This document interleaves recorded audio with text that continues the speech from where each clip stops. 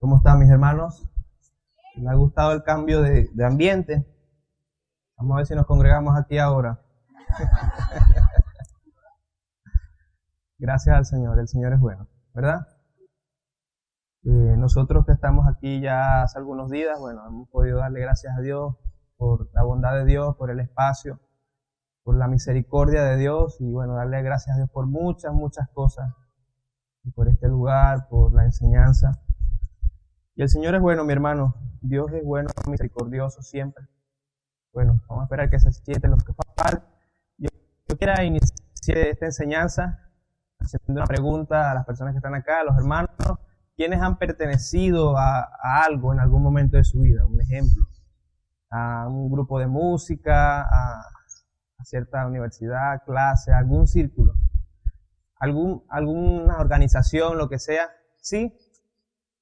¿Quiénes han pertenecido? Todos de alguna manera hemos pertenecido a algún tipo de agrupación. Los que estudiamos música, yo estudié música y estudié en la orquesta y pertenecí a la orquesta un tiempo. Y así cada uno de nosotros en su momento pertenecimos a algo, de repente pertenecemos hoy en día a eso. Y hay algo que se llama el sentido de pertenencia. Y ese sentido te dice que cuando tú eres parte de eso, te meten con eso y es como que se te metieran contigo, ¿verdad? Porque tú formas parte de eso. Y los creyentes, la iglesia, también tiene un sentido de pertenencia.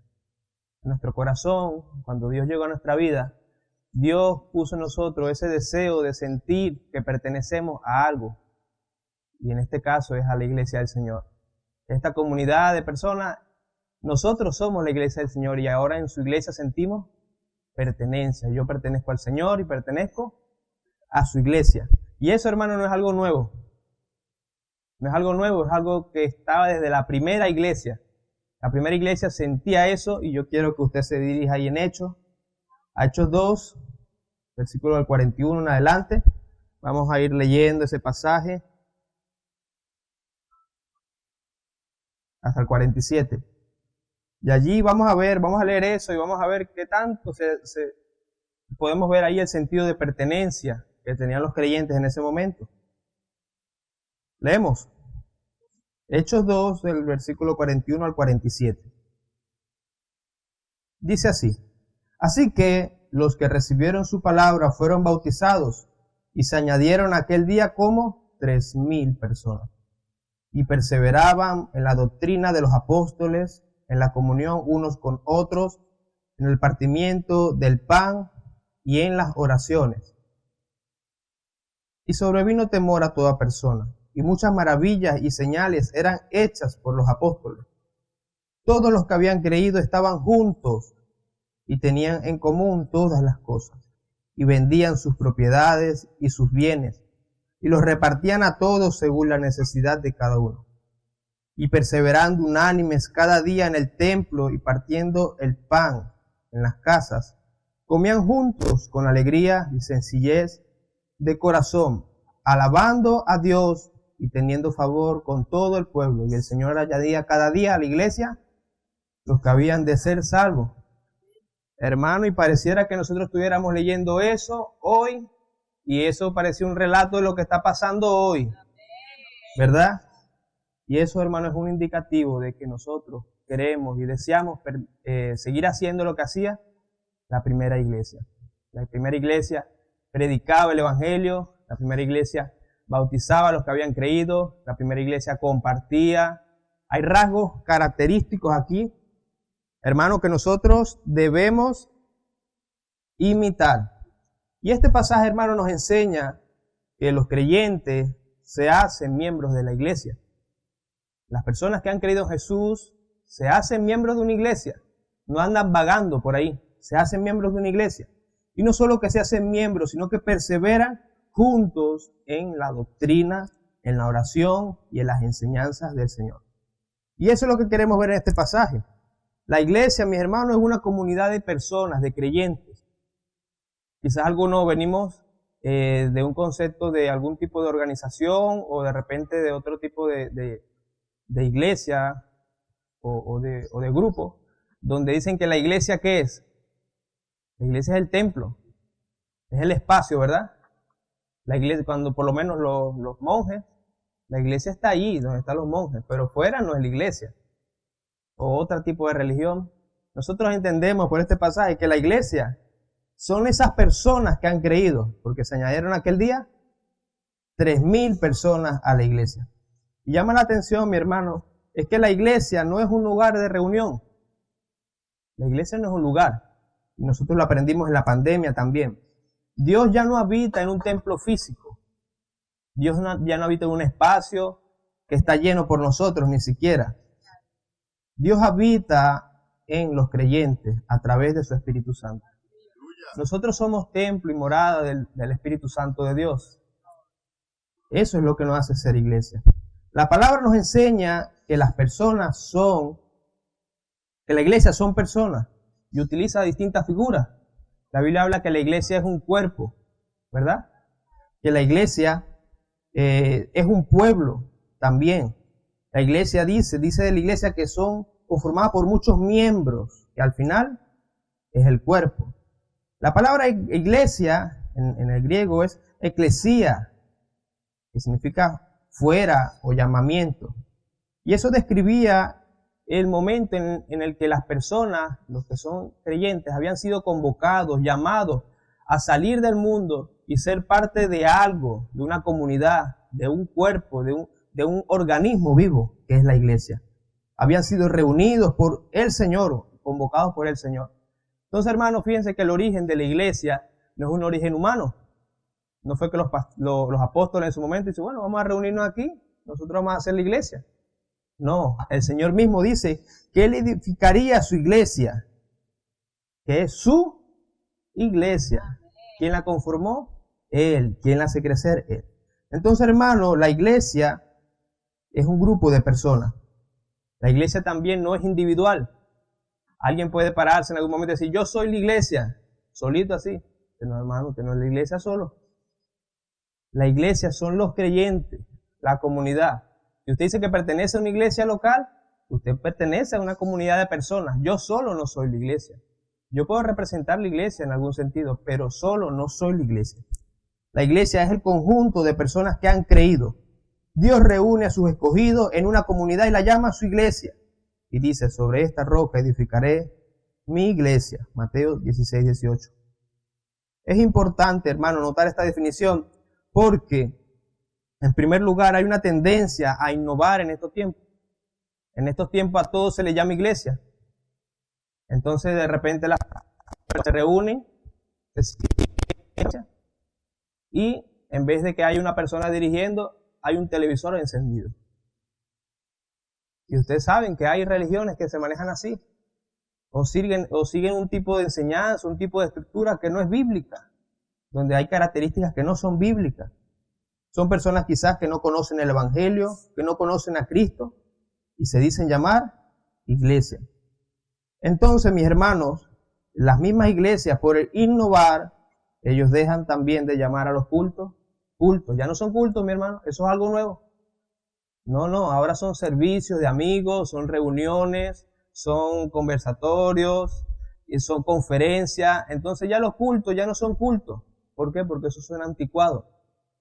Pero resulta que la iglesia desde el principio se reunía a dar culto a Dios, a alabar a Dios, a rendir pleitesía a Dios, adoración a Dios, y lo vemos ahí en todas las cosas que hacía la iglesia.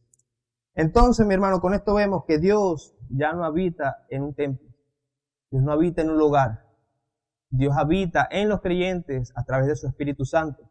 Dios es más grande que un templo. Dios es más grande, mi hermano, su poder, su grandeza es más grande que un lugar, que un espacio. Ese es nuestro Dios. Entonces, Él nos hizo su iglesia y nosotros somos de Él. Nosotros tenemos sentido de pertenencia. Si de repente tú no eres creyente, o cuando nosotros no éramos creyentes, déjanos recordarte, o lo podemos recordar, que nosotros andábamos buscando un lugar al cual pertenecer. Andábamos buscando a alguien que nos amara. Andábamos buscando el amor, quizás en una pareja, quizás en un novio o una novia. Andamos buscando como la felicidad y la realización en un trabajo, en el dinero, en las posesiones, en mantenernos saludables, bonitos físicamente. pero el amor no lo encontramos ahí. Y si tú vas en ese camino, tienes ese deseo de encontrar el amor, la realización, el sentido de pertenencia ahí, déjame recordarte que no lo vas a encontrar. Nosotros venimos de allá. ¿Y sabes quién nos llamó? Cristo. Nosotros encontramos el amor de Cristo. El amor de Cristo que supera cualquier tipo de amor. El amor del esposo, del novio, la realización que te puede dar la universidad, el empleo. Eso no es suficiente. Cristo le da significado, propósito a nuestra vida. Y mis hermanos, eso es importante. Recordar que el amor de Cristo es más grande que todo ese tipo de felicidad que nos da el mundo. Eso es algo que tenemos que recordar todos los días. Hermanos, también vemos que los creyentes eran añadidos, ¿verdad? ¿Dónde lo vemos ahí? ¿En qué versículo vemos eso? En el 41, ¿verdad? Hechos 2:41 dice, así que los que recibieron su palabra fueron bautizados y se añadieron aquel día como 3,000 personas, muchachos. Imagínense ese poco hermano. Aquí estamos como 100 quizás. Imagínense 3,000 hermanos. Son 30 veces esto. ¡Wow! Es impresionante. Ellos recibieron su palabra y fueron bautizados. Entonces, el bautismo no los salvó realmente.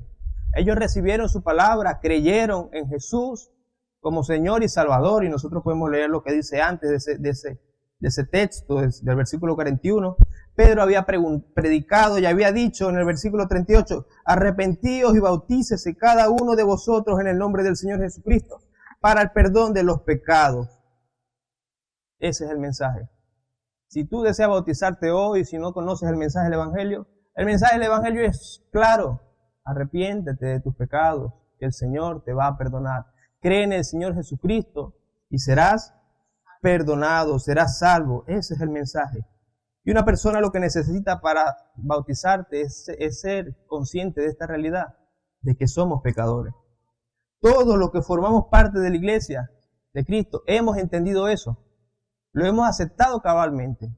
Señor, yo soy pecador. Señor, yo tengo un destino ya marcado que es la muerte eterna.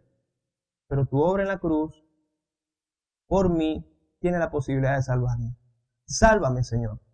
Sálvame, Cristo. Y Jesús te perdona, tiene misericordia de ti y te da una nueva vida. Y te da un sentido de pertenencia. Yo soy de Cristo y yo soy parte de su iglesia. Ese es nuestro Dios, mi hermano. Entonces, mi hermano, el bautismo es un símbolo exterior, pero no es cualquier símbolo. Es un símbolo exterior en el cual el creyente declara su fe. Yo creo en Jesús. Él allí testifica que Jesús es su Señor, que él desea seguirle. Pero eso no queda allí. El bautismo significa que él se identifica con los demás creyentes y pasa a ser públicamente miembro de la iglesia. Yo me identifico con Cristo, pero ¿saben qué? Hermano, yo soy cristiano, aquí estoy, ámenme, yo quiero ser parte de su iglesia. Parte de lo que comentaba nuestro hermano en su acción de gracia. Eso lo hace un cristiano. El cristiano se identifica con Jesús, pero se identifica también con su iglesia. Él no está solo. Imagínense que Dios no hubiese dejado solo.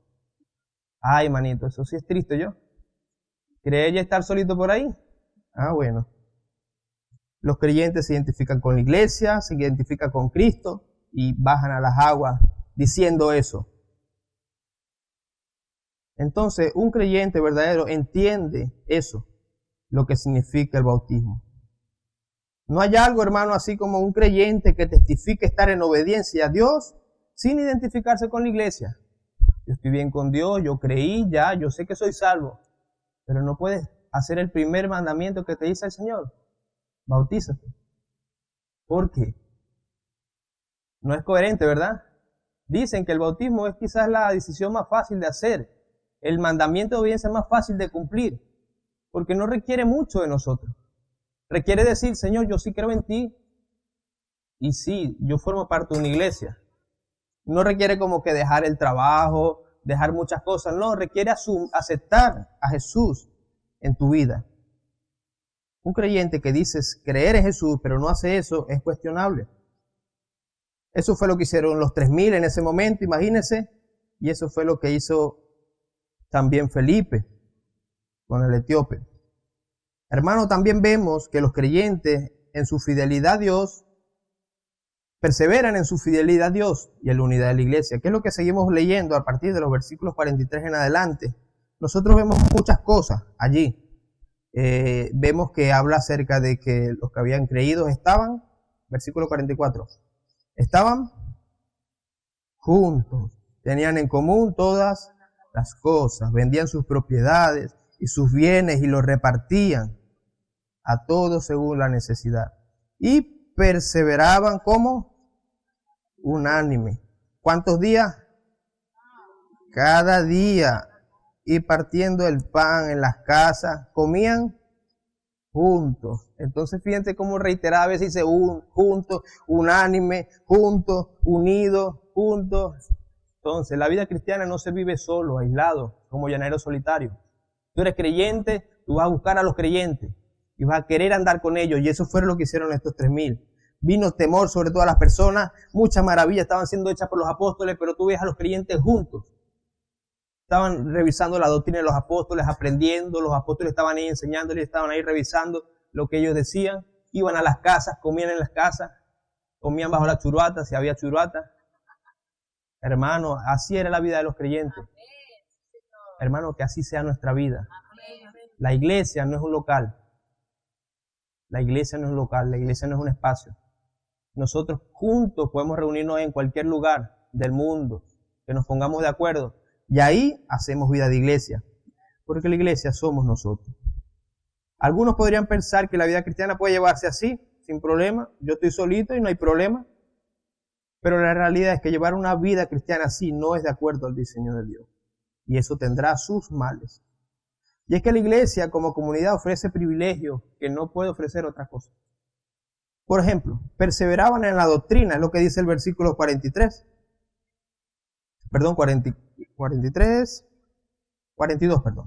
y perseveraban en la doctrina de los apóstoles, la comunión unos con otros, en el partimiento del pan y en las oraciones.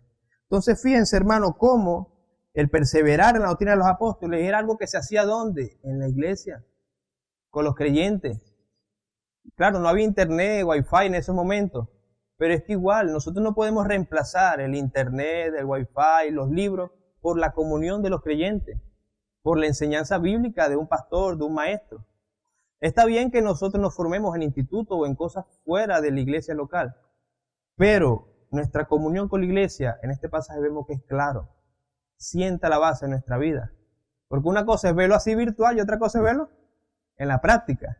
Y los que son estudiantes de la universidad ahorita, que hay muchas clases virtuales, saben que no es igual aprender las cosas virtuales que ir a la universidad y que te dé la clase un profesor y que te corrija. Es distinto. Es distinto.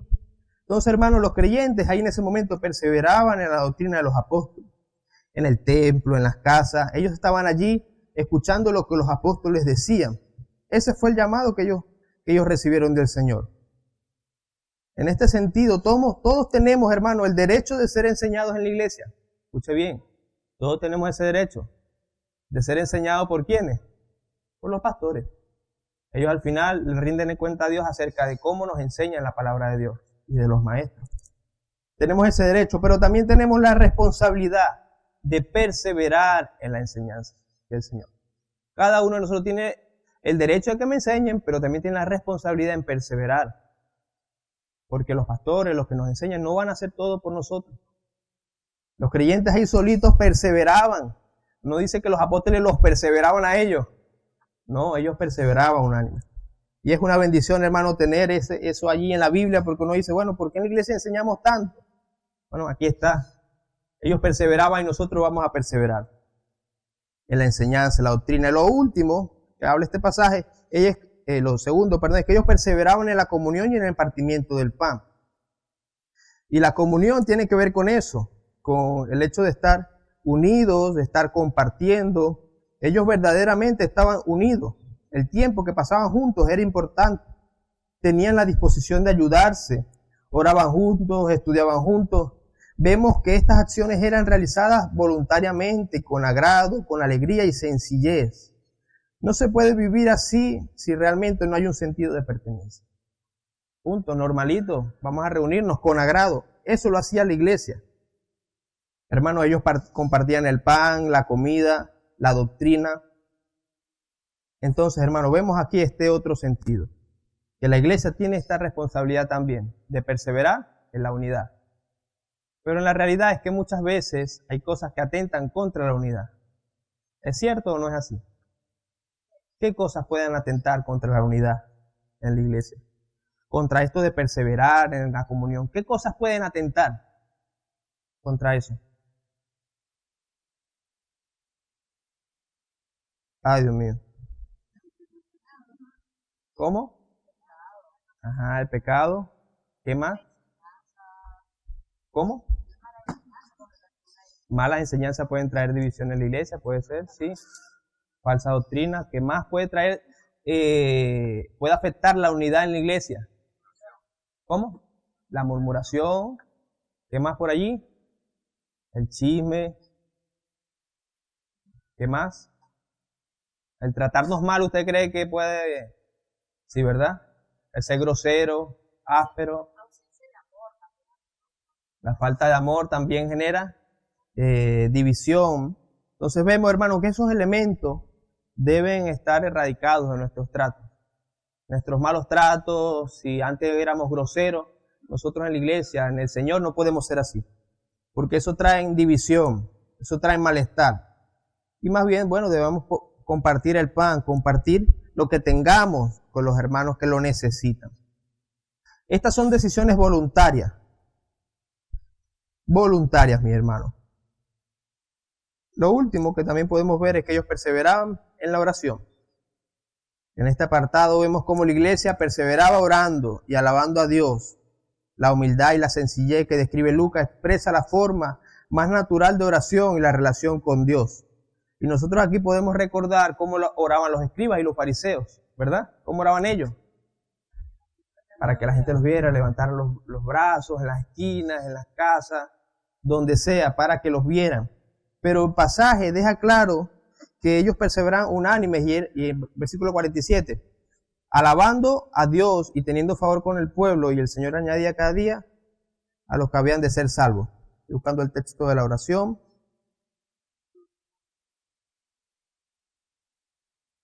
¿40 y qué? Sí, ellos alababan a Dios y tenían favor con todo el pueblo. La alabanza y la sencillez que muestra en los versículos anteriores nos hablan de eso, hermano. No era una vida como rígida en cuanto a las liturgias, las cosas que deben hacer. Más bien era una vida sencilla, una vida sincera delante de Dios. Entonces, hermano, estos aspectos que vemos, la perseverancia en la oración, la perseverancia en la comunión y la perseverancia en la doctrina, son partes de la vida de iglesia. Que pasen los años, mi hermano, que pasen los años y nosotros nos encontremos haciendo estas cosas. Amén.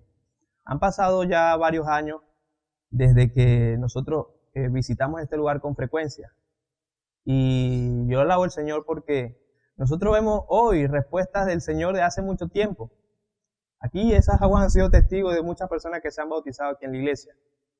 Y qué bueno es que sigan pasando los años y uno siga viendo cómo vamos creciendo, cómo otras personas se añaden y cómo esas aguas siguen siendo testigos de personas que han dicho, Señor, yo te quiero servir.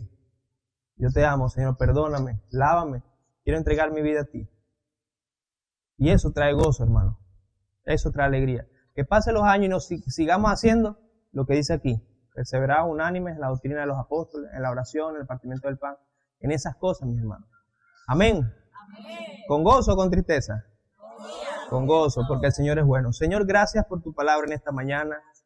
Gracias porque nosotros nos paramos hoy y leemos esta historia y decimos, gracias, Señor. Porque, Señor, no estamos haciendo algo extraño, algo nuevo, algo novedoso. Estamos haciendo, Señor, lo que hacía la primera iglesia. Lo que tú le llamaste a hacer y a ser discípulos, bautícenlos y enséñenles. Señor, aquí hemos, Señor, aprendido y estamos siendo enseñados, Señor, a permanecer en la doctrina, a permanecer en tu palabra, Señor. Mira las cosas, Señor, que pueden afectar nuestra unidad como iglesia. Mira, Señor, el chisme. Mira, Señor, los malos tratos que pueden haber en nosotros. Ayúdanos, Señor, a no tratarnos así, a no tratarnos mal, Señor, a tratarnos con amor, a decirnos la verdad, Señor, de tu palabra, pero con amor. Ayúdanos, Señor, a que pasen los años y que podamos perseverar en esto de predicar tu palabra y en esto, Señor, de invitar a los hermanos a bautizarse, a manifestar su fe delante de ti. Ayúdanos, Señor, a seguir orando, a seguir velando, y que nosotros haya siempre ese ánimo de, con humildad, con sencillez, alabarte, Señor, porque nosotros no somos nada si no es por ti, Señor. Lo que somos como iglesia no es nada, Señor, sino por ti, porque tú nos salvaste, nos hiciste tu pueblo, y aquí estamos, Señor, los que estamos reunidos, somos tu pueblo, Señor. Gracias, Señor, por habernos dado un sentido de pertenencia. Gracias, Señor, por el amor que hay entre nosotros, porque ese es tu amor que ha sido derramado en nuestro corazón. Gracias, Señor bueno. Te alabamos, te bendecimos y alabamos tu nombre por lo que estás haciendo en esta iglesia y por lo que vas a hacer en las generaciones futuras también, Señor. En el nombre de Jesús, amén y amén. Den un aplauso, mi hermano, al Señor Jesucristo. Él es bueno.